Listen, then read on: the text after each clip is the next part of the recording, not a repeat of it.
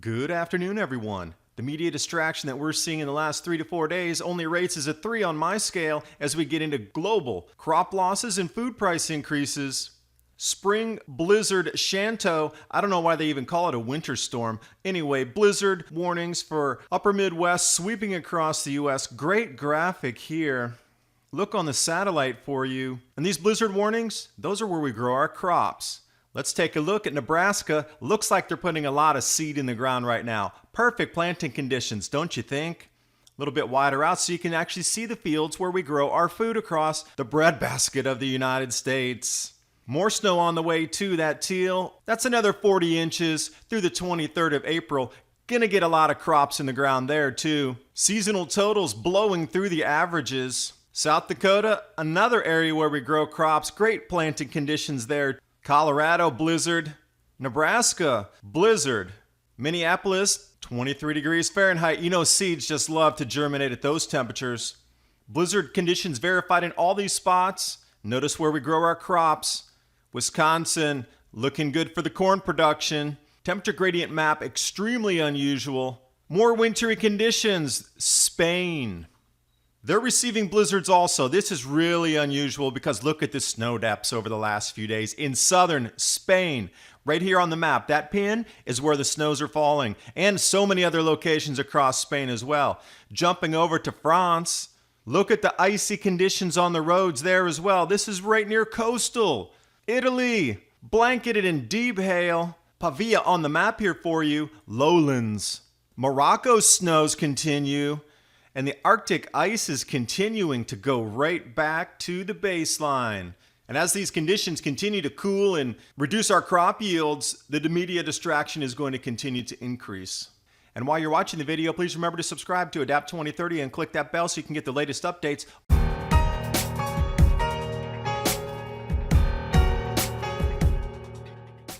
Now, as would be predicted of what we saw in the Maunder minimum, our crop growing season is going to shrink substantially on the springtime planting and then the harvest time. So this is an exact indicator here that our yields are going to decrease from this year forward. Winter storm Xanto. And I don't know why they mislabeled it. It's not winter, it's spring. It's a blizzard, it's not a storm. It should be called spring blizzard Xanto. Extremely unusual, crop delaying, but it looks beautiful on the satellite. And that will be followed by 2 more spring blizzards as well coming up through the end of the month. We're going to be getting blizzards in May. Let's take a look at whiteout conditions and snow totals. Currently, there's still a lot of snow to come. Literally, there's 40 more inches on the way. So this is just a dusting, literally a dusting for this storm. Looking at 18 inches, some places 2 feet, a lot of places 1 to 3 inches. But the cold is unbelievable. It's 20 degrees Fahrenheit. Let's take a look at the Midwest snowfall totals. Sioux Falls, South Dakota. Now you got to realize these are seasonal totals here. So this season they received 63 inches, but their departure from normal is 21 inches over. So you realize they received a third over their average seasonal snowfall totals. Minneapolis, the same thing, 74 inches for this season, 21 inches over. Now notice where the increases are and where the decreases are. Now, since the grand solar minimum precipitation changes are underway, you're going to start to see, well, you can forecast next year it's going to get wetter, it's going to snow later in these exact same locations. Now, we need to start matching up where are our crop growing zones and where are the places that are going to be delayed in planting next year as well. Let's just look at the blizzard warning wide out here on the map for you. You can see Sioux City, Duluth, these areas, anywhere in red, all the way up to Canadian border, we're going to have a repeat next year. And then these same types of storms are going to come earlier in autumn. So it's just going to reduce the overall amount of time that we can keep crops in our ground, which means reduced yield, which means prices up, which means shortages in the future. Alex Lemaire's puts together a great handwritten chart here. I really like the way it's done, not a computer model. It gives you some real feel of how the airflows are moving.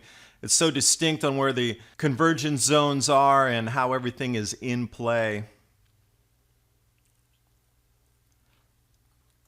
Now this is, in my opinion, historic, and I've also seen the Weather Channel call it historic winter storm, but it's actually a spring blizzard. Roads are closed all over the place, and if you are in these areas where the blizzards are raging, please take caution. This is no joke. This thing is for real. It is icy snow, massive pileups wherever this thing has crossed. As an example here in Nebraska, blizzard conditions shutting highways. Collisions here again. Look at all the rigs piled up. And notice to the left there, those are fields that should be planted by now. And you have to ask yourself, what's the delay going to be even after this winter storm passes? How long will it really take for those farmers to get in the field? And how cold will that soil be? And how wet will it be after all this melts? You know, they're going to have to wait an additional amount of time. Spring planting delay should be the keyword of the day. Top winter weather headlines, icy, frozen conditions. Let's take a look further on Lincoln, Nebraska as well. Nothing going in the fields there. Ferocious winds accompanying this storm. And as you come through the social media, it's the same exact images again in just different locations. So the wind and the cold it's for real. Taking a look over at Ryan Maui, northern Wisconsin, Michigan, another 12 to 18 inches widening out for you here. You can see your local area where you might be on the map.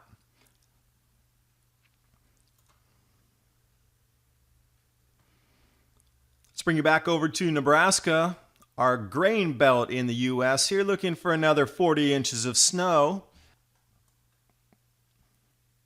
This will bring us out into the 23rd of March. Again, you can see your totals in your local area where you might be. So again, I'm trying to give you the wide out view here. South Dakota in the green, but you have to realize that that is our grain belt, and that does not stop at the U.S. That extends up in Canada, and they're receiving all-time record cold as well right now and snows. Looking at South Dakota, same conditions as you see everywhere else. Jumping over to Colorado, same conditions as everywhere else. Extreme caution is an understatement if you're on the roads. The storm breaking now, heaviest one-day April snow totals across so many places. We'll see where it comes in at the end, but record cold and record snow where the circles are at the moment. As it gets reported, we'll just get more and more of these shattered records. Twin Cities launching weather balloon in blizzard conditions. Again, they're looking at heaviest April snowstorms on record. Going over to Minneapolis, 23 degrees Fahrenheit, feels like 11. Plants love to grow in this. You know, my favorite germination temperature for my plants when I'm starting seedlings is 23 degrees Fahrenheit. Always works really well. So these are all the locations where they have reported blizzard conditions. Now this thing is moving east, and over the next 2 to 3 days, it's going to continue over to the New England states. So far, we're looking at Colorado, Nebraska, South Dakota, Minnesota, Iowa. And I want you to look at this list here and ask yourself, which of these states do we grow major grain commodities? Now in Wisconsin, when people are complaining about the snow, you know it's really late because that is one of the snowiest places in the United States. You kidding me? Green Bay every single year. This is how much snows there on the ground as well. They're even clearing it out still with bobcats. Green Bay. And as of course would be expected is low temperatures over the night. Look how much of the United States is low. In the 40s and 30s at this time of the year. Also wanted to talk about the temperature gradient as the blizzard marches eastward. Again, back to Ryan Mauer. He's got some of the best charts here on the web. You can also check out his site at weathermodels.com. There's a bunch of interactive charts there for global locations. But you can see the split in temperatures here. The inversion, the gradient, whatever you like to call it. There's that incredible line that you just don't normally see straight kind of lines like this in nature. But the heat on the one side, the blistering cold on the other. Again, if any plants are up and have budded out or flowered or sprouted out of the ground, they're up. First few weeks of growing, once they get hit by this kind of warm, cold temperature, they're not going to do very well. Over to the NOAA website, talking about 24-hour probability of snowfall accumulation. So I'm going to roll out the map here for you again. Wherever you are locally, you can take a look. I've linked everything below in the description box, so you can chase all of these leads down yourself, all the weather maps, everything you need, so you can stay safe and keep your family safe. Those really dark browns and orange reds up there, that's for sure 100% snowfall. So far, this is the icy snow mess. How many inches have come down? Minnesota, Montana, Nebraska, South Dakota. You know, how long does it really take for 20 inches of snow to melt off the fields that we're going to plant in?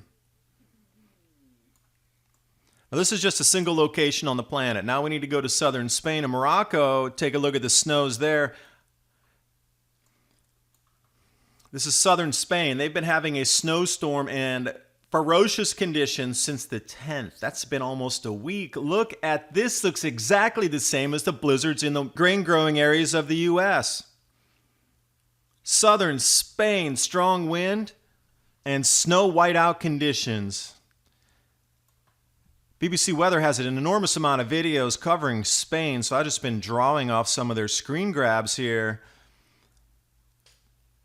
Again, what do you notice that's similar that we've seen in the U.S. and Washington, D.C.? See all the flowers and buds that are covered in snow? Let's take a look. Cherry blossoms also covered in snow this year. Now this list, you need to ask yourself, which one of these had snow accompanied with the cherry blossoms? They don't really indicate that on Cherry Blossom Watch, but you're getting the same thing. Incredibly late snows after our trees have already flowered and budded. Like I said, this started back on April 10th and it just kept marching forward. An enormous amount of pictures, huge waves along the coast would be expected. Delays in travel. Some of the ports also had difficulty coming over some of the lower mountain areas there, getting out of the ports due to snow and ice on the roads. And finally, after 6 days, these are the snow totals. Media is not widely reporting on this because it's so unusual. I mean, they have to in the local areas. So another example would be France and Grasse. Look at that. That is coastal lowland. I know it borders on the ski resort area boundary, but it's lower elevation. See the same thing happening with the snows and travel right now. France. Let's jump over to Italy. This place here is called Pavia. Massive hail's coming down. This is the same area that they had that once in a 500-year flood just last year as well. So you might ask yourself, all right, really, what's the topography look like? I was able to find that for you as well. It's not in a ski area. It's lower elevation. Some strange things are happening with our precipitation on the planet. That's why I'm saying the distraction factor, because not only are crops in Canada, United States being lost, for sure Europe planting and hailstorms, all these things are going to delay their planting as well. Morocco, let's take a look at the snow totals there over the last couple of days. I'll just let your eyes gauge just how deep and how thick that must be to cover entire mountain ranges completely white.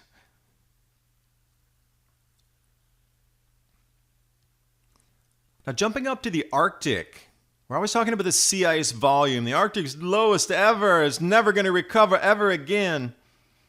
So this chart here is 2004 to 2013. So by all accounts, IPCC and all these global warming advocates are telling you that the sea ice is going to nothing, that we're never going to have sea ice again. Your children will never know what sea ice is. So when we look at closer time frames here, you can really see the recovery. Yet when you show these charts, you're like, oh, it's only 2004 to 2013. Those 11 years don't count on the recovery of the sea ice. We only can look at 40-year cycles now with the sea ice and the satellite measurements. These 11 years, they don't count, because it just doesn't fit their model. This is back on April 10th. And I'll bring you here slightly jumping ahead to April 14th. You can see that is going to eclipse now 2017. Hey, wait, we also eclipsed 2015 and 16. So where's all this all-time record low ice stories coming from? When you can clearly see from the DMI measuring this, that's a Danish Meteorological Institute, that our sea ice is increasing at this time of the year. Yet they're telling you in the media that it's decreasing. So I don't know where the disconnect is between our mainstream media feeding you mistruths versus what the science and what the data is showing you. This is what I'm talking about. These distractions in the media, I feel right now, are only at a 3. All this chaos going on right now is a 3 in my book. We're nowhere near to where they need to get to the distraction points when your food starts to become undeliverable. When your food prices triple, quadruple, 5 times, 10 times what today's prices are, or when you walk to the supermarket, food is unavailable, then that media distraction is going to get up into the 9s and 10s. We're not even close to that yet. We have another year and a half until the harvest season of 2019 before they need to distract you to the point where they might really get something going hot. But right now, it's just smoke and mirrors, saber rattling, shake, shake, shake, distract, distract, distract. And since we did have winter storm Xanto, I thought I would leave you with some Chinese today, xie xie, which means thank you. And you can see that X is pronounced as an S sound, Xanto. In case anybody asks, how do you say that X sound? It looks like Xanto or something. It's Xanto. Xie xie Neiman for watching. Hope you got something out of the video. And these productions are possible because of TrueLeafMarket.com and Hemp Lucid.